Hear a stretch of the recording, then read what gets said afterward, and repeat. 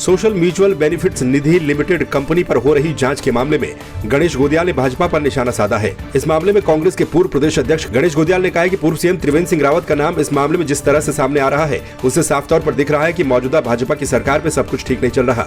भाजपा के नेताओं में टांग खिंचाई चरम पर है।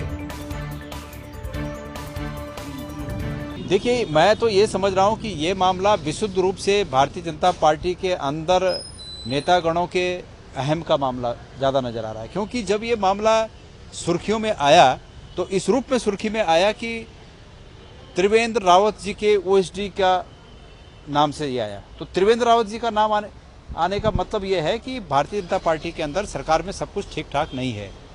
ग्रुपिज्म चरम पर है, टांग खिंचाई चरम पर है। जब त्रिवेंद्र रावत मुख्यमंत्री रहे होंगे उस समय उनके बहुत से लोगों ने उनकी टांग खींचने का प्रयास किया और अब जो है उनकी भी टांग खिंचाई चल रही होगी। तो ये इसी का परिणाम मुझे नजर आता है। 48 हफ्ते की कड़ी ट्रेनिंग के बाद एसएसबी को 64 नए उपनिरीक्षक मिल गए हैं। श्रीनगर गढ़वाल में एसएसबी उपनिरीक्षक भर्ती का दीक्षांत समारोह आयोजित किया गया, जिसमें जवानों ने देश सेवा की शपथ ली। इसमें हरियाणा के सबसे ज्यादा 17 जवान शामिल रहे। इसके साथ ही उत्तर प्रदेश और दिल्ली के 9, उत्तराखंड और राजस्थान के 8, बिहार के 7, झारखंड के 2, मध्य प्रदेश, हिमाचल प्रदेश, पश्चिम बंगाल, मणिपुर के 1-1 जवान शामिल रहे। हमारा एसएसबी की स्ट्रेंथ को जोड़ दी है, अच्छा है। इससे हमारा सीमा की सुरक्षा बेटर करेंगे। इसको हम कहते हैं जोग्राफिकली सिक्योरिंग द कंट्री। साथ साथ हमारा पॉपुलेशन को भी इंटीग्रेट करना। जो बॉर्डर में थोड़ा सा लूज रहते हैं वो चीज़ को इंटीग्रेट करके हमारा लिए इट इज़ एसेट है। For the country it is a benefit, even for the boys it is a benefit joining this सशस्त्र सीमा बल। उत्तराखंड की सीमा में ऐसे कोई ख़ास चेंजेस तो नहीं है। नॉर्मली जो लिटिल बिट क्लाइमेट की प्रॉब्लम, क्लाउड बर्स्ट की और इक्का दुक्का आदमी की जो सामान जाता है इन कंट्री, थोड़ा सा तो ये तो होता है, but there is nothing much. अगर आपको देखा जाए बाकी बॉर्डर में जो आर्म एक्सप्लोसिव जाता है इसी तरह का के यहाँ नहीं दिखाई दे रहा है। So in a way it is safe. Sir, जो हमारी ट्रेनिंग रहती है बहुत रिग्रेस रहती है और सर रोमांचक भी होता है, क्योंकि हमारे को बहुत सी ऐसी एक्टिविटीज़ करवाई जाती है जो हमारी जो पर्सनालिटी है वो वर्सेटाइल बनाते हैं। चाहे वो फिज़िकल हो, चाहे इंडोर हो, चाहे आपका आउटडोर एक्सरसाइज हो जैसे सर्वाइवल वगैरह। पिथौरागढ़ जिले के देव सिंह मैदान में हर साल लगने वाले शरदोत्सव का आयोजन इस बार भी धूमधाम के साथ किया जाएगा, जिसका शुभारंभ 12 नवंबर को मुख्यमंत्री पुष्कर सिंह धामी के द्वारा किया जाएगा। नगर पालिका अध्यक्ष राजेंद्र सिंह रावत ने जानकारी देते हुए बताया कि शरदोत्सव का आयोजन 12 नवंबर से स्थानीय देव सिंह मैदान में किया जाएगा, जिसमें विकास प्रदर्शनियां लगाई जाएंगी। शरदोत्सव की तैयारियां 10 से की हैं। अब इसका उद्घाटन मुख्यमंत्री जी करेंगे। 1-2 दिन या 12 से भी हो सकता है कार्यक्रम, क्योंकि अभी कंफर्मेशन नहीं है। तो लगभग 12 तारीख से अभी जो संभावित डेट है 12 तारीख से शरदोत्सव विकास प्रदर्शनी पिथौरागढ़ में आयोजित की जाएगी, जिसमें विभिन्न तरह के सांस्कृतिक दल, यहाँ के, नेपाल के और अन्य वैरायटियाँ इस पूरे आयोजन में जनता को स्वस्थ मनोरंजन मिलेगा। साथ ही और अन्य इस विद्यालय प्रतियोगिताएँ शरदोत्सव में आयोजित की जा रही हैं। साथ ही एक हम जो हमारे पारंपरिक खेल इस बार के शरदोत्सव में, उन खेलों को भी हम इस शरदोत्सव में सम्मिलित कर रहे हैं। लालकुआं में मुख्य कोतवाली चौराहे पर लकड़ी ले जा रहे एक ट्रक को सीज कर दिया गया। आपको बता दें कि लालकुआं सीओ अभिनव चौधरी जब मुख्य चौराहे से अपने कार्य की तरफ जा रहे थे, इस दौरान उन्होंने टांडा जंगल की तरफ से आ रहे लिप्टिस की लकड़ी से भरे ओवरलोडेड ट्रक को सीज करने के निर्देश दिए थे। वाहन को हल्दूचौड़ पुलिस चौकी परिसर में खड़ा कर दिया गया है। 7 नवंबर को प्रदेश भर में लोकतंत्र बचाओ उत्तराखंड बचाओ आंदोलन का आगाज विभिन्न राजनीतिक दल करने जा रहे हैं। राज्य के स्थापना दिवस से 2 दिन पहले आगामी 7 नवंबर को प्रदेश भर में विभिन्न विपक्षी दल और जन संगठन धरना प्रदर्शन करने का काम करेंगे। प्रेस क्लब में पत्रकारों को संबोधित करते हुए जन हस्तक्षेप के सचिव शंकर गोपाल ने बताया कि 7 नवंबर को देहरादून, उत्तरकाशी, नैनीताल समेत तमाम जिलों में प्रदर्शन किए जाएंगे। उन्होंने सरकार पर आरोप लगाते हुए कहा कि लोकतंत्र को कमजोर कर जल, जंगल, जमीन पर लोगों के हकों को खत्म कर दिया जा रहा है। खास बात यह है कि आने वाला 7 तारीख को 9 नवंबर से 2 दिन पहले, स्थापना दिवस से 2 दिन पहले राज्य भर में आंदोलन होने वाला है अलग अलग जनता के मुद्दों पे। और ख़ास तौर पर यह है कि राज्य बनने के 22 साल पूरे हो गए हैं और इन 22 सालों में राज्य के अंदर लोकतंत्र को कमज़ोर कर दिया गया है, पुलिस प्रशासन की निष्पक्षता को कमज़ोर कर दिया गया है, सारी नीतियों को बनाए जा रही बड़ी कंपनी और बड़ी कॉरपोरेट के हित में और माफियाओं के हित में। भ्रष्टाचार पर रोक लगाने के लिए जो कानूनी व्यवस्था है उसकी पूरी तरह से कमज़ोर कर दिया गया है। तो इन सारे मुद्दों को लेकर के और राज्य में जनहित में नीतियाँ बनाया जाए, खास तौर पर गरीब और मेहनत करने वाले लोगों की हित में नीतियों को बनाया जाए, महिलाओं की हित में नीतियों को बनाया जाए। ये अंकिता भंडारी की हत्या को लेकर के यूपीएसएससी का जो बड़ा घोटाला हुआ है, इन सारे मुद्दों पे सिर्फ रोक ना लगाया जाए, इसके लिए नीतिगत व्यवस्था बनाया जाए, इसके लिए आंदोलन किया जाए हम करने वाले हैं। प्रदेश भर में होगा, देहरादून में जुलूस होगा, अलग अलग क्षेत्रों में जुलूस, धरना, अलग अलग प्रकार के कार्यक्रम होने वाले हैं राज्य के सारे क्षेत्रों में। CIMS and UIHMT group of colleges के चेयरमैन ललित जोशी ने पत्रकार वार्ता करते हुए बताया कि उनके कॉलेज के द्वारा यह निर्णय लिया गया है कि वो अपने निजी शिक्षण संस्थान में 300 छात्र छात्राओं को हर साल निःशुल्क शिक्षा प्रदान करेंगे।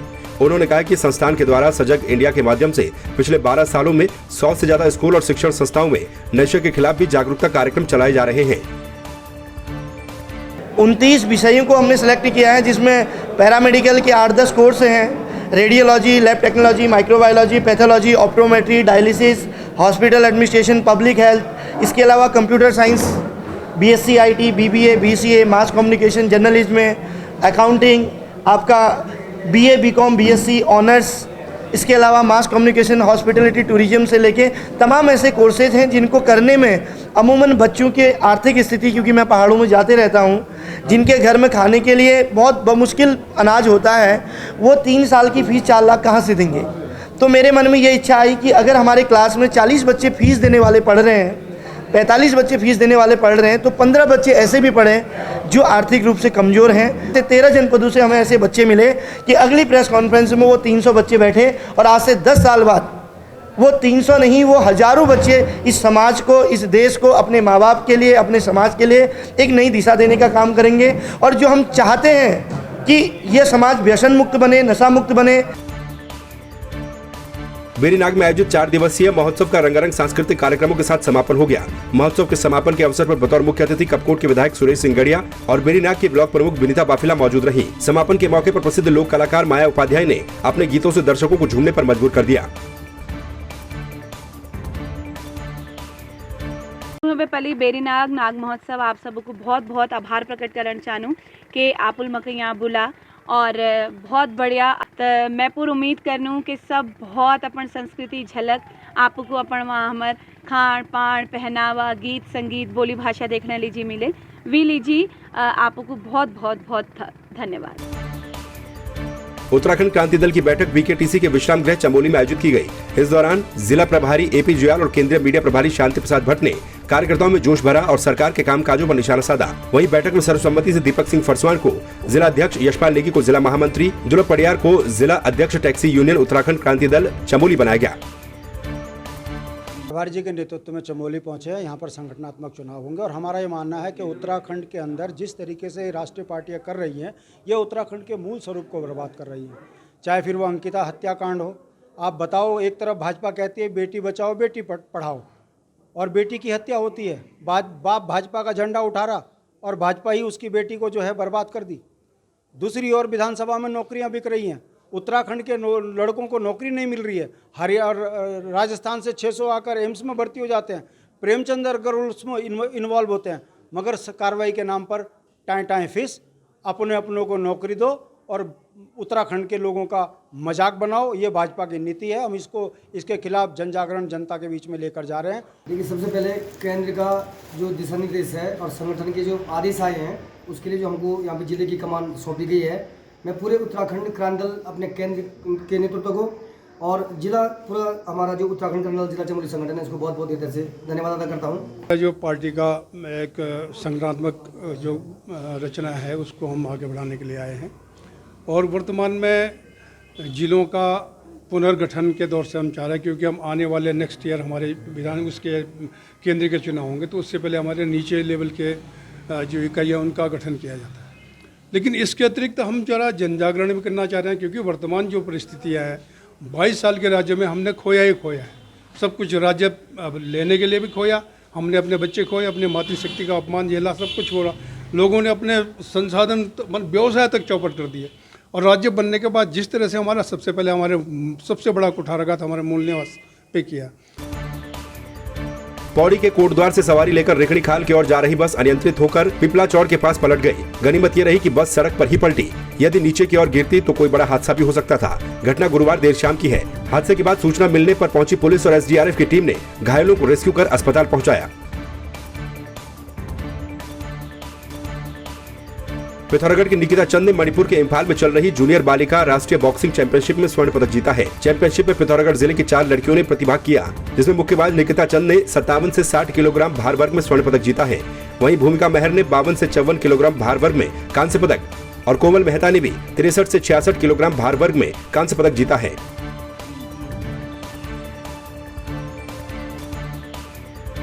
देहरादून पुलिस ने 5-500 के 18 नकली नोटों के साथ 2 शातिर आरोपियों को गिरफ्तार किया है। मुखबिर की सूचना पर रायपुर क्षेत्र में इन आरोपियों को पकड़ा गया। लाटपुर तिराहे के पास से दोनों को रोककर तलाशी की गई, जिसके बाद उनके पास से 5-500 रुपए के 18 नकली नोट के कुल 9,000 रुपए बरामद हुए। दोनों आरोपी यूपी के रहने वाले हैं। सबसे पहले एक कंप्लेंट मिली थी कि कहीं कोई व्यक्ति, 2 लड़के हैं, 2-3 लड़के जो नकली नोट चलाते हैं, किसी दुकान पर दे गए। तो इन्होंने कम से कम नहीं तो 100 से ज़्यादा सीसीटीवी देखे, और सीसीटीवी जब 100 से ज़्यादा देखे तब जाके लड़के एक सीसीटीवी में आइडेंटिफाई हुए कि ये यहाँ भी है, यहाँ भी इन्होंने 500 का नोट चलाया, कहीं दूसरी जगह 500 का चलाया। तो करते बड़ी मेहनत के बाद ये लाटपुर तिराहे पे इन दोनों लड़कों को पकड़ा। इनके पास से 18 नोट जो हैं 500 के निकले, जो नकली है। दिखवाए गए, बताया क्योंकि बैंक में चेक कराया गया।